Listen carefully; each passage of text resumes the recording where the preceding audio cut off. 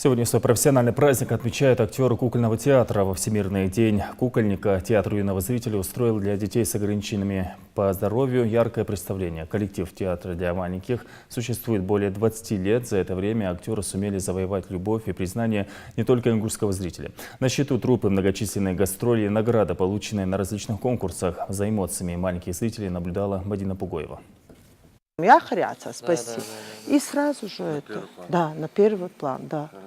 Хорошо. Главный режиссер дает последнее наставление перед началом спектакля. Общаясь с актерами, Лейла Хадзиева вспоминает, как начинали все с нуля. 22 года назад группа «По крупинкам» собирала актерский состав и весь театр в целом. Наряду с становлением государственности республики рос и творческий потенциал артистов. 93-й год, это декабрь месяц был, мы перевезли там малую часть декораций, которая там нам была передана. Мы начали строить этот театр, начали по крупинкам собирать и специалистов, и обучать их. И вот так вот на сегодняшний день это один из самых профессиональных театров, детских театров. Актеры делают все, чтобы юный ингушский зритель остался доволен, поэтому в их спектаклях всегда присутствует и национальный мотив, и русская театральная классика. Когда ты играешь всегда одно и то же, это получается клише. А когда разнообразные роли, когда ты получаешь не только всегда положительные роли, но и отрицательные тоже, тебе приходится менять свой характер, приходится полностью меняться, чтобы сыграть именно вот эту роль. Поэтому это хорошо для актера. В руках плохого актера даже хорошая кукла остается мертвой и невыразительной. Чтобы оживить персонаж, нужно обладать особым умением, которое не дается свыше, а приобретается благодаря усердию и терпению. Этому учатся всю жизнь, потому что есть какие-то вещи, которые...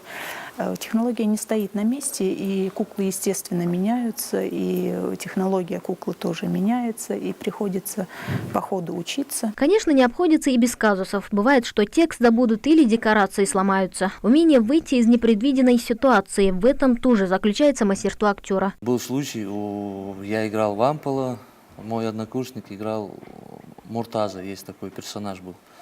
И вот у него во время спектакля отвалилась голова. Повисла вот так вот, и все, и он не может ей ничего сделать.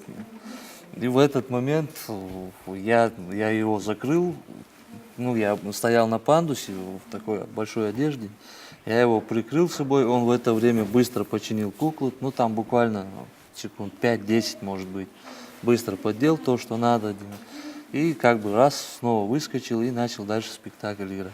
Но главные герои в этих спектаклях не сами персонажи и даже не актеры-кукловоды, а зрители. Именно их оценка ведет кукольников правильной дорогой.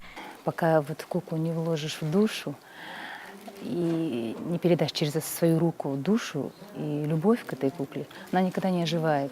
Это зрители чувствуют. Это очень трудоемкая, сложная работа. Вместе с яркими образами героев дети видят на сцене и коварство, и хитрость, к счастью, пока только в сказке. Поэтому так важно, чтобы добро побеждало и справедливость торжествовала. Они не как взрослые, они по-другому воспринимают все. Чисто, наивно. И наш зритель самый чистый и искренний. А в день кукольника актерская труппа решила порадовать детей с ограниченными возможностями и открыть двери театра для всех желающих. Для Амирана Курскиева это стало приятным сюрпризом ко дню его рождения. Ведь сейчас мальчик впервые увидел магию театра кукол вживую. По его взгляду, по его горящим глазам я поняла, что ему очень понравилось. Мне, как матери, приятно, что мой сын